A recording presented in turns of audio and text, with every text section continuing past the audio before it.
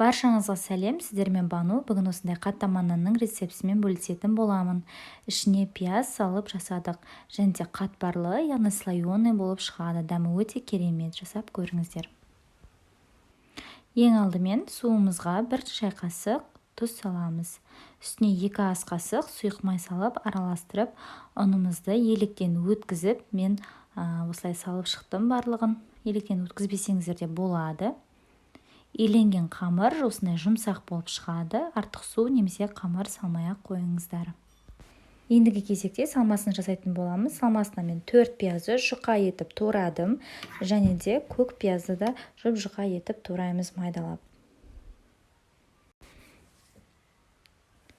Иленген қамырымызды 1/4 бөлікке бөліп шығамыз. Егерде 7 нан салғыңыз келсе, өлшемдерін өзгертсеңіз болады. Қамырымыз қаязып, яғни кеуіп кетпес үшін бетін осылай жауып қоямыз.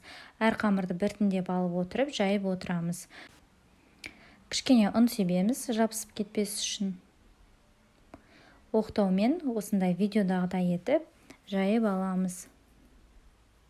Қатты қалың немесе жұқа етіп те жаймаймыз. Енді ерітілген майымызды осы 4 қамырымызға бірдей етіп бөліп, осылай құйып, жағып шығамыз барлық шетіне. Енді салмамызды салып шығамыз. Ендігі кезекте видеоға түспей қалыпты, бірақ самса секілді орап, одан кейін тағы да бір орап осылай шығамыз.